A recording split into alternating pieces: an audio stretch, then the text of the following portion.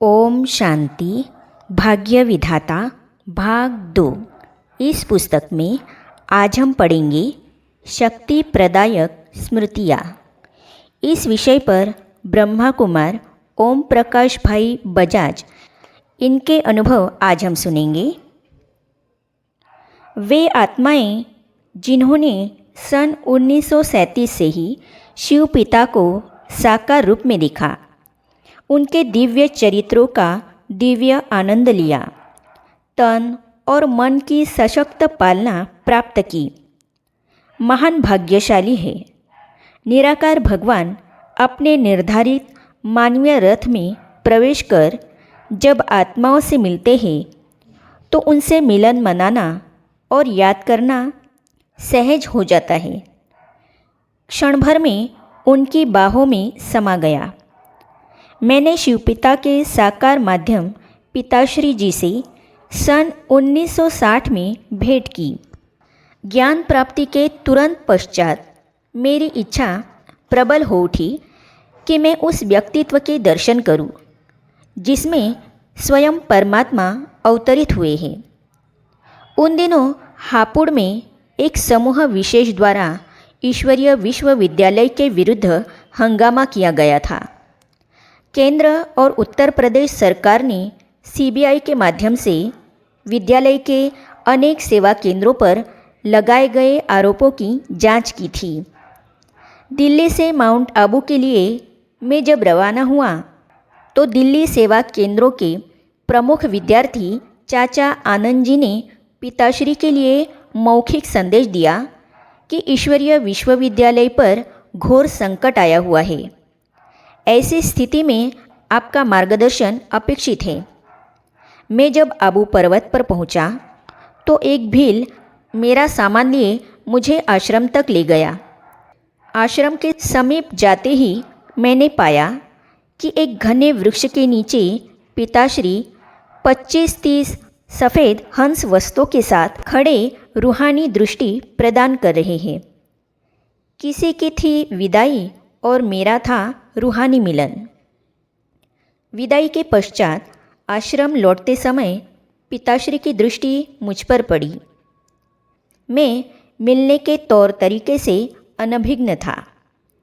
तभी रूहानी दृष्टि की अलौकिक कशिश ने मुझे खींचा और क्षण भर बाद मैंने अपने को उनकी विशाल स्नेह भरी बाहों में पाया। अति स्नेह से बाबा ने मुझे अपने साथ ले लिया।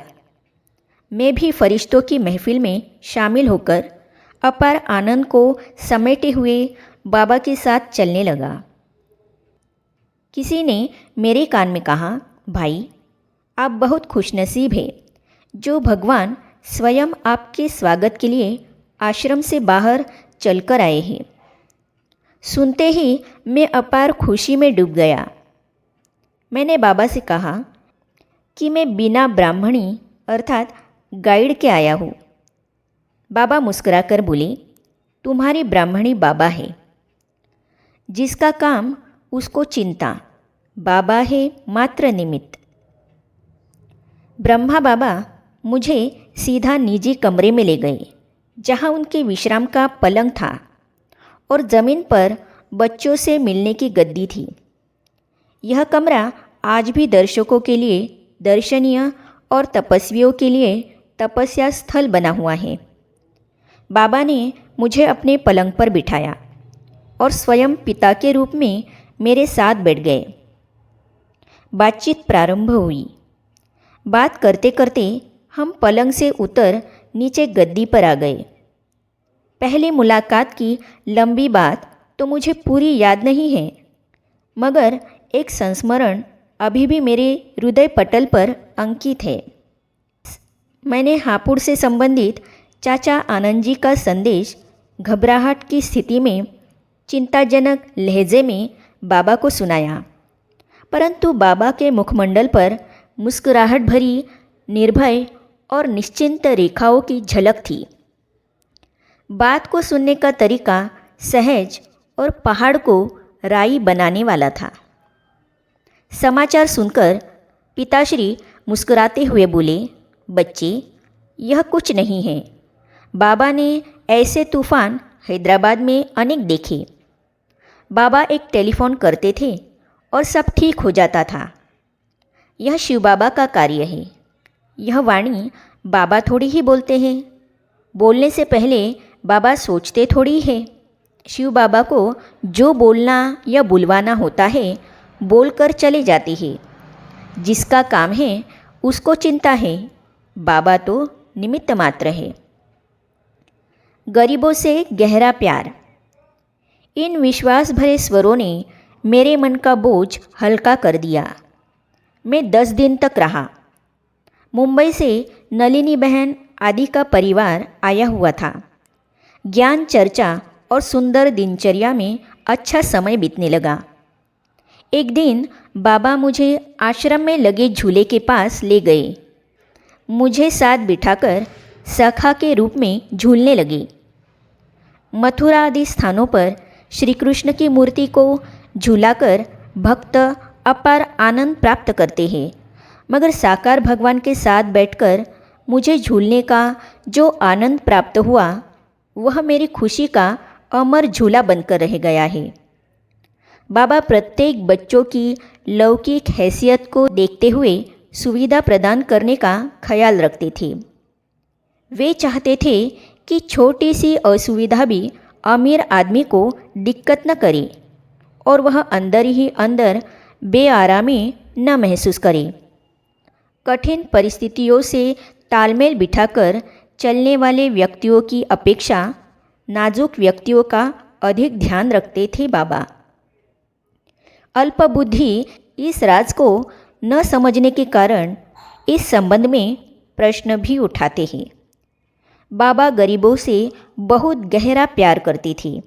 वे कहते थे, गरीब है अमीर से बेहतर, जो खाता है मेहनत का खाना। शिव बाबा गरीब निवाज है।